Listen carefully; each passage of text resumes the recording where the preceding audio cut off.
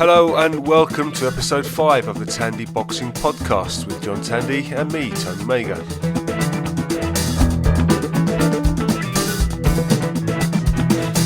In this episode we recap the action from Oberhausen, Germany, where Felix Sturm defeated Fedor Chudinov to win the WBA World Super Middleweight title and become a 5-time world champion in the process.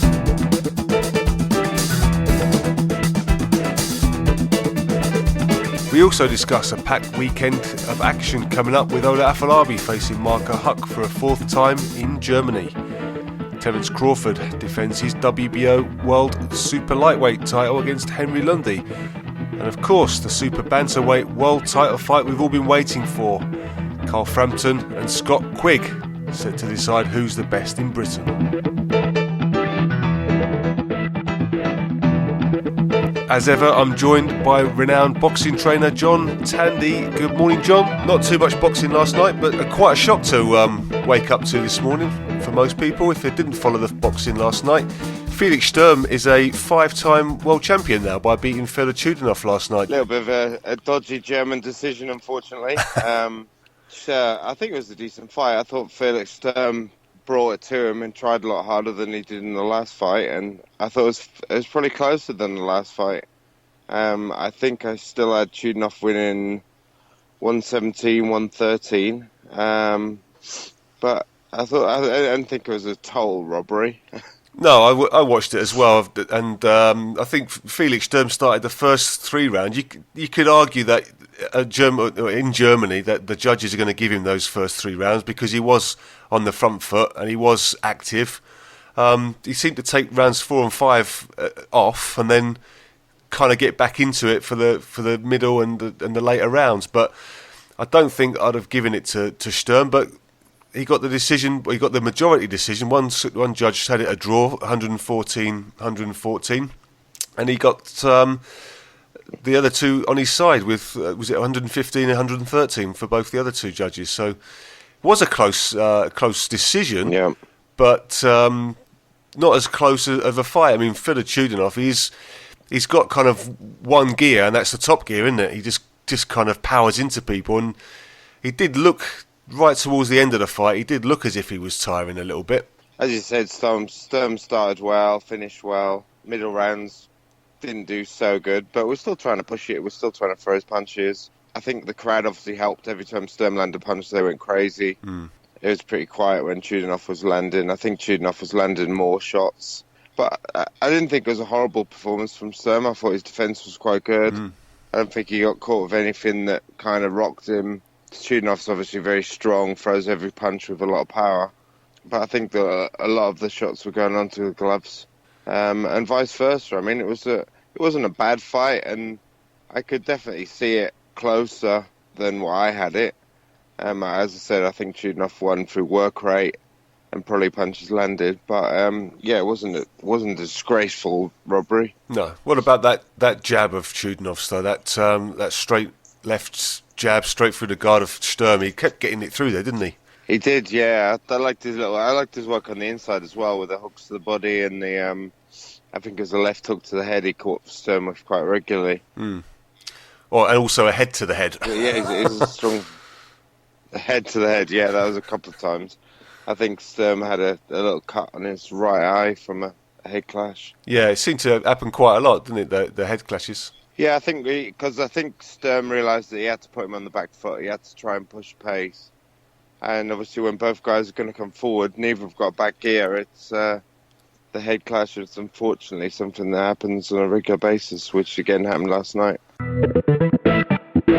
And what about the chief support? It was Francesco Pianetta, heavyweight title challenger to Vladimir Klitschko back in 2013. Against Hassan Olaki, who's was only a 6-2 Turkish heavyweight. Yeah, I saw that fight. I thought Pianetta had it pretty easy. Could land at will. I thought he made a little bit of hard work of it. I thought he probably could have finished a little bit earlier. He landed some nice shots. Olaki was tough, but I think all he offered was a few jumping shots. I think he was down pretty heavy in the 3rd round, I think it was. But he showed bravery, got up and carried on.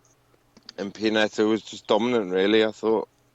Yeah, and Connie Conrad, he fought Jürgen Bremer last year, obviously on the losing side of that one against Andre Maurer. Conrad didn't have it all his own way, did he? Right in the last round, he got a knock. Well, it was adjudged a knockdown, but it was more of a slip come push, wasn't it? It looked like that, yeah. I mean, the shot was landed and he went down, so I mean, it's hard for the referee in that position. But yeah, I think it was a little bit harsh. Alen Begic, it was the first fight I saw. He's he's a Munich-based fighter. Um, I know a guy very well who spars with him and has always been raving about him for the last couple of years. He's now 12-0, but he got a bit lucky against Leo Chula. Yeah, I don't know what happened with it, to be honest. I don't know how to describe it. He was complaining about his right shoe initially, I think, and the corner taped it up between rounds. And he kept going down for it. He kept taking knees. The referee didn't seem to know what was going on. He looked a little bit confused. And it seemed the left shoe at the end was the cause of the stoppage.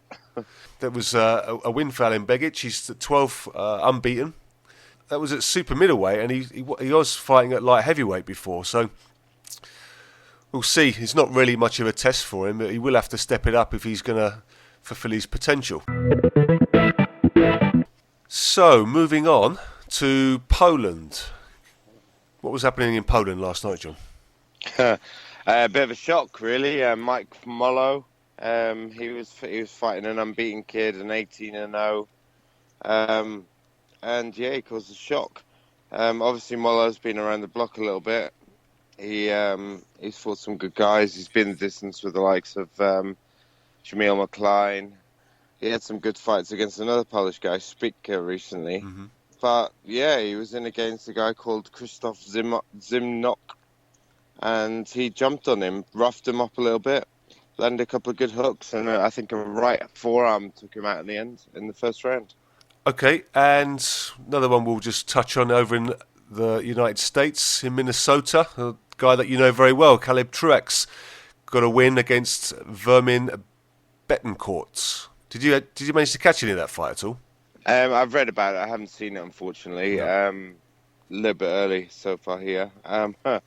But yeah, I think Caleb dealt with him quite well. I think it was fairly even for the first couple of rounds, and then Caleb took over in the third and stopped him in the fourth. Betancourt wasn't a great test, I don't think. I think it was more of getting Caleb back onto the winning tracks.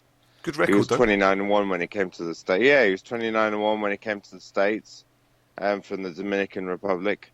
But he was stopped early in his first two fights in the States, and he's been stopped again in his third fight in the States. So I'm not sure he's got a great future ahead of him. But Caleb picked up another win, and he'll be obviously chasing that world title again. Yeah, the last time he fought for a title was last April against Daniel Jacobs, the WBA middleweight title. He's 32 years old, lost only twice in, about 30 bouts. So can he get that world title again? He's very rugged, very tough. Got a decent power. He'd have to be matched the right way, I think. I think some of the real slick guys would beat him. But he's always got a chance. He's had a few injury problems over the last year. So I think he needed this fight to get back in. But now he's done that. It'd be interesting to see where he goes from here. It's time now to hear John putting Jake Ball through 12 rounds of questioning. So, Jake Paul, thanks for spending a bit of time with Tandy Boxing Podcast. You've obviously had a standout amateur career, 23 years old now. You've turned professional, perfect 3-0 with 3 knockouts. For the fans that don't know you, can you just have a quick chat about yourself and let us know what you're about? Yeah, well, my name's Jake Ball. I'm from Guildford, Surrey. Boxed for Team GB from 2013 up to 2015. And then turned professional with Eddie and Matchroom Boxing. And then, so now I'm following my professional career. Currently unbeaten as a pro. And boxing again March 5th in Birmingham for my 4th pro fight. You've got an opponent for that already, is it Colin Farrakha from Liverpool? I believe so, yeah, well, we've been told, at the moment it's Colin Farrakha, so hopefully, he'd be the opponent. Okay, it's a decent opponent for this stage of your career, really. So he went 3-0 himself at one stage. I don't know if you know much about him. Yeah, no, it's good though. I was actually supporting a stablemate of mine, Reece Bellotti and Louis Adolphi, at the Copper Box show in January, and he actually fought a geezer there called I think it was Juma. Yeah, Dan Juma. Yeah. I think he's 9-0 now, and he gave him a good fight. It wasn't like it wasn't one-sided. It was a very, very close fight. So yeah. So I'm hoping to get a few rounds on me because I'll do a few rounds this time for a bit more experience. So yeah, so it should be a good fight. Okay, so a new highlight of our podcast for the interviews is 12 rounds with me, and it's basically 12 questions. So if you don't mind, I'll just run through them quick. Yeah, we can. Okay, number 1, round 1. What's the highlight of your career so far? So far, there's been a few highlights. Like of me getting selected to box for GB was one highlight, and then more recently, it's starting the new chapter in my boxing career is turned professional. So something completely different. So I'd say, look, the most recent highlight of my career is turning professional with Matchroom and getting that journey off to a start. Round 2. What's your funniest moment in boxing so far? I go on holiday every year to Tenerife, and funny enough, Jimmy Mackey trains me. He goes to the same place every Christmas. Okay. And so, well, it's funny, but it's not funny because I thought I'm over there having a holiday, a chill out, relax time, and then 8 o'clock, 9 o'clock in the morning, I got Jimmy Mack knocking on my door, waking me up to go for mountain runs, 6-7 mile mountain runs. Oh, wow. So it's probably funny for people looking out. For me, I was crying. Yeah, I bet. But, waking up for beach sprints in the morning doesn't sound appealing. Oh dear. Okay, round 3. Who do you think's the current pound for pound best as now Mayweather's hung up his gloves? Pound. Well, I think it's going to be Triple G, personally. Okay. Yeah. Yeah, I think he's just the way he's been performing lately. He's definitely pound best. I don't think many people argue with that. Okay, so round 5. If you could change one thing about yourself, what would it be and why? What would I change? If I could change one thing, it'd probably be that I'll probably improve myself by being a switch hitter. I wish when I was younger I could have learned to switch hit. Okay. Because where I've got the sort of style I've got is like on my toes, like sort of bouncy, like relaxed sort of style. Mm-hmm. So if I could, like, it's weird because in the gym I can fight like I can't not fight orthodox, but I'm not comfortable. You know what I mean? So like I reckon if I would taught myself from a younger age, to be more fluent with it, then it would come natural to me. But you're still only 23, so there's still time. There's still chance. Yeah. Okay, round 6. Who's your role model and why?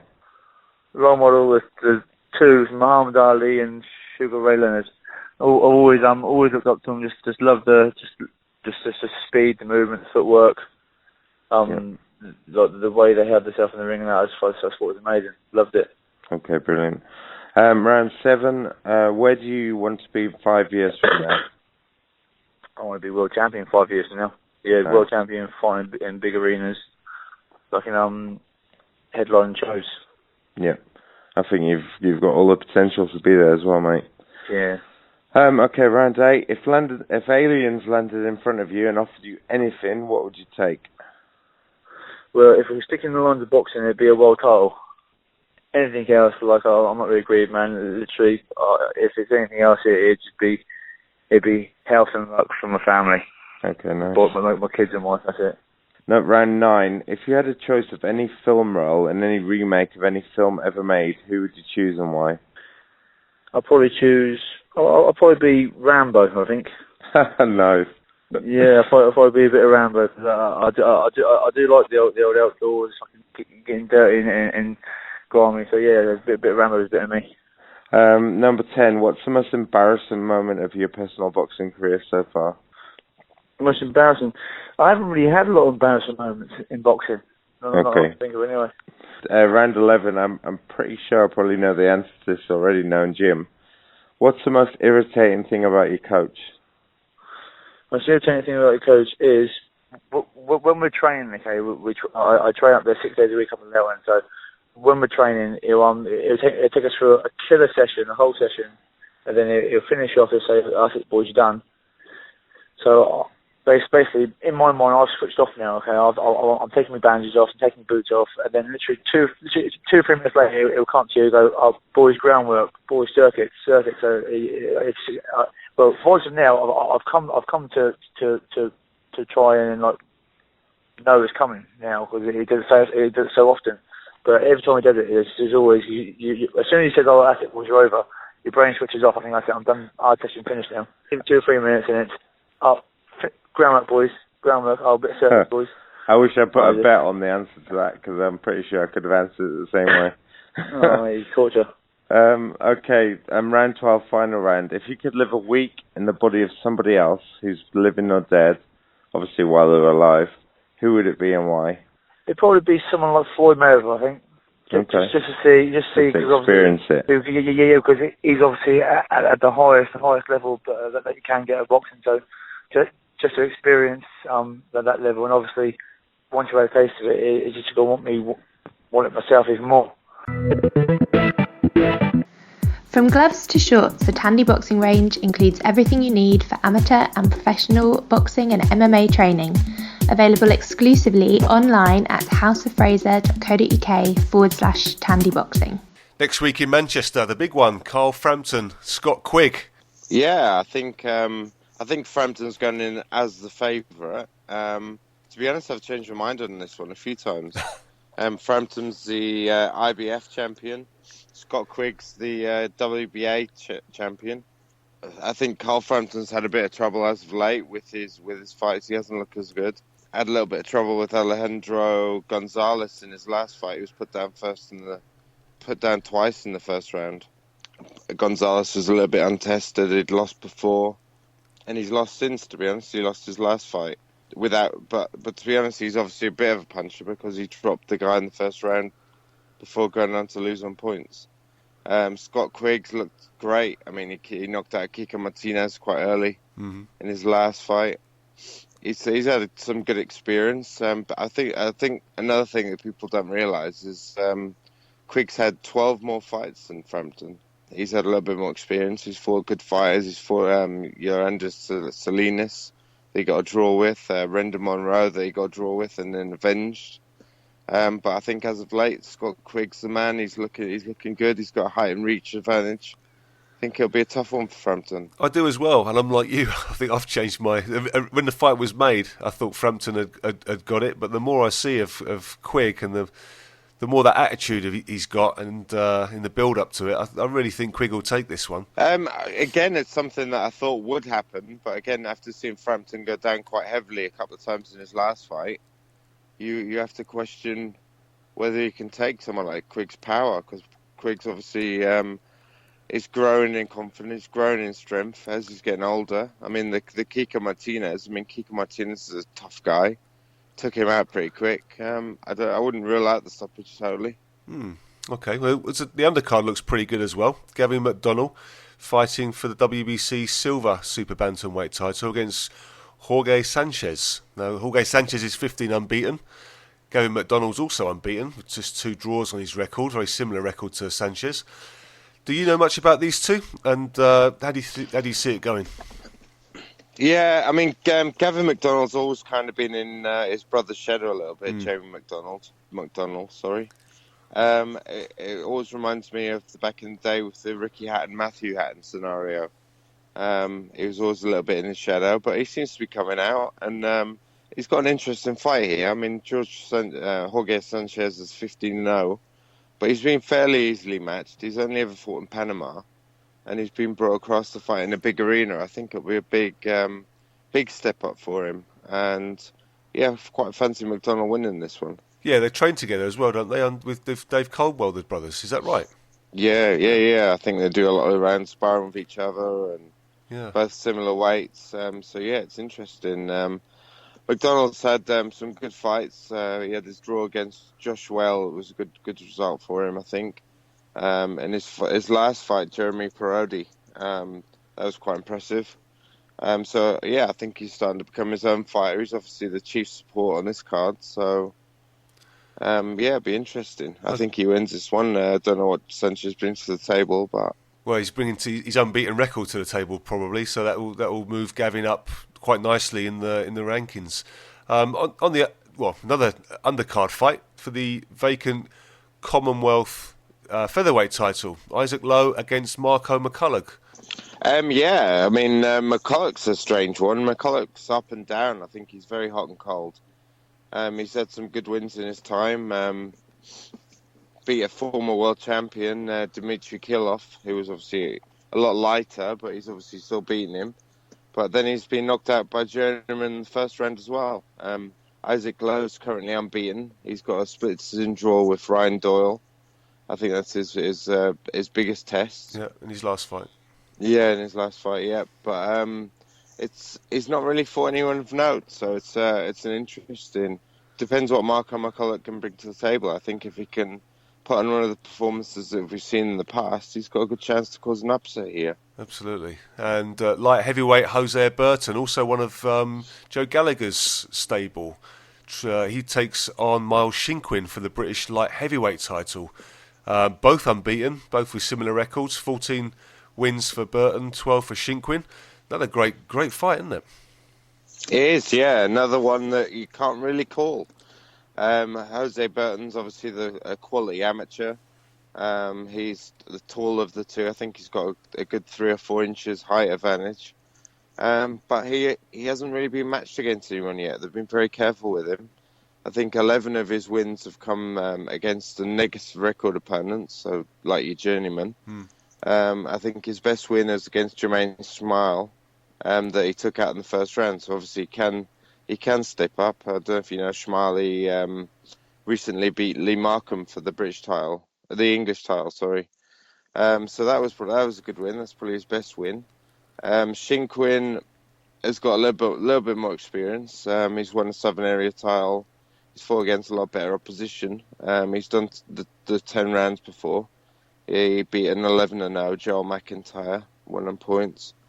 So yeah, it's a really interesting fight. It's a big step up for Burton, but he's looked the part so far. Okay, moving down the card again. Ryan Burnett, unbeaten in 12 fights for the vacant WBC International Bantamweight title against Frenchman Anthony Satoul, who's 21-4 with 8 KO wins. Now, Satoul doesn't look like he's got a lot of winning fighters on his record. Probably Omar Amiri is his best win. Oh, sorry, that wasn't a win. That was a loss. Yeah, that was a loss, wasn't it? Ryan Burnett, yeah, I mean, he's interested. And he's obviously moved over to Adam Booth now. He was a gold medalist in the Youth Olympics. He's coming off his career best win over Jason Booth on points. Many people thought he probably should have stopped Booth, but the question is, what does the Frenchman bring to the table? He's obviously been in the ring with Nita Donaire, which was interesting. He stopped quite quickly in that one. He's a former French champion. He's a former European Union champion.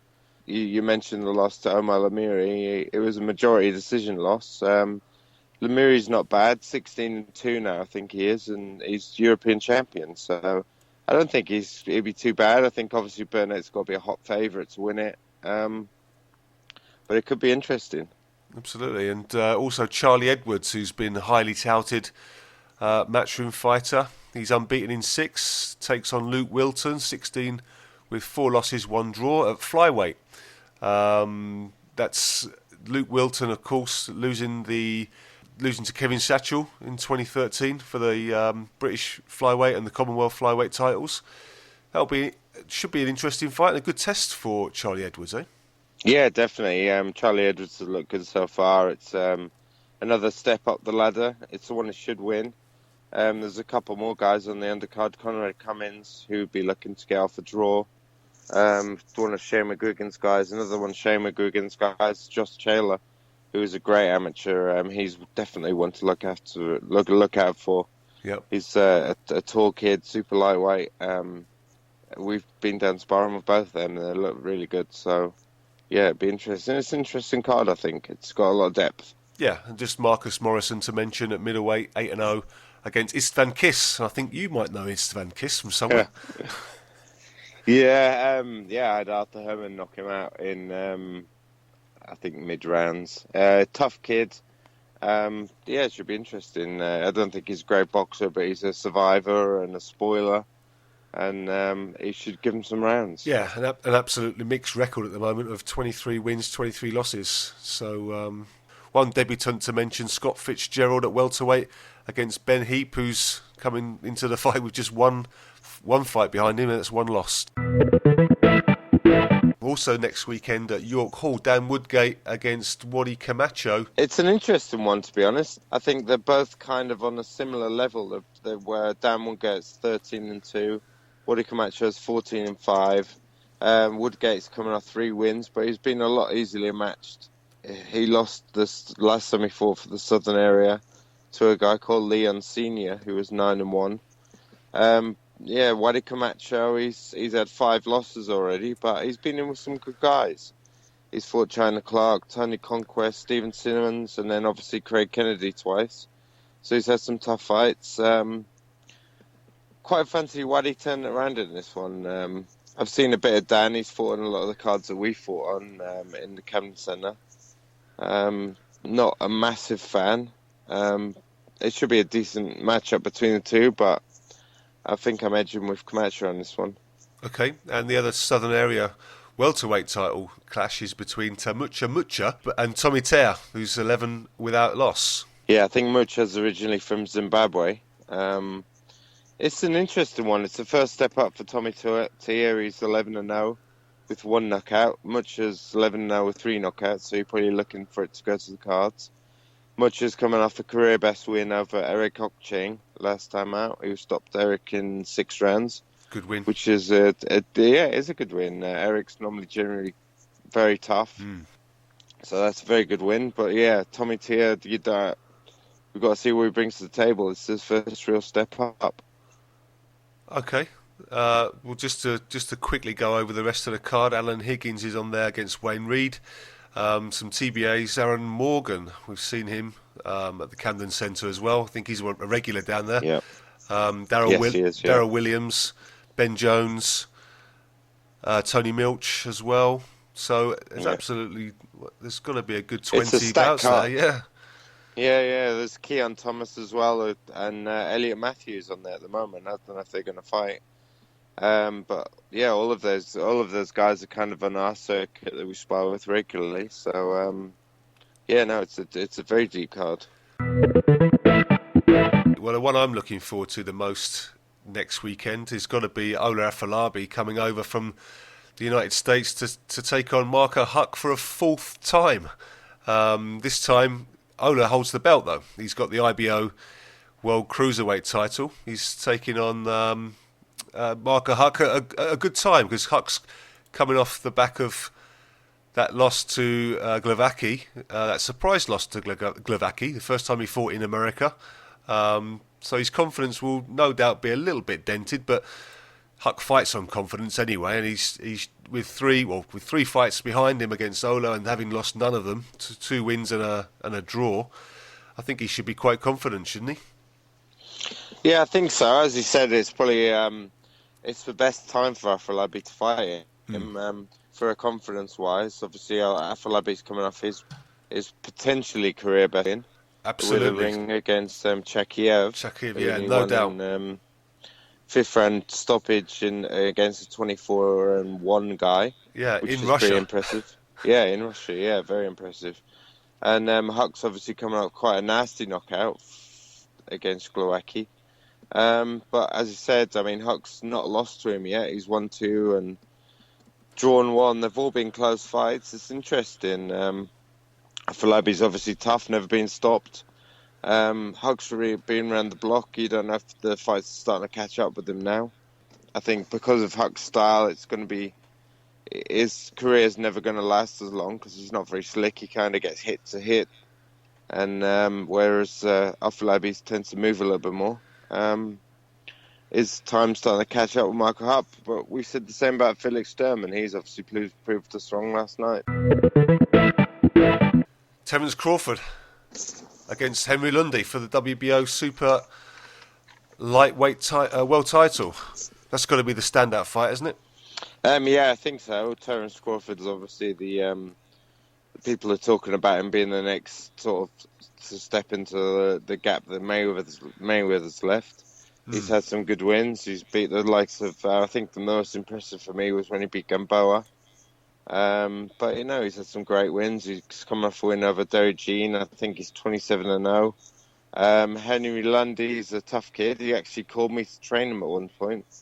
But he said he had a fight and he went in, lost, and then I never heard from him again. But yeah, he got stopped by Mauricio Herrera in the 5th round, I think. It's the only time he's been stopped in his career. It's generally pretty tough.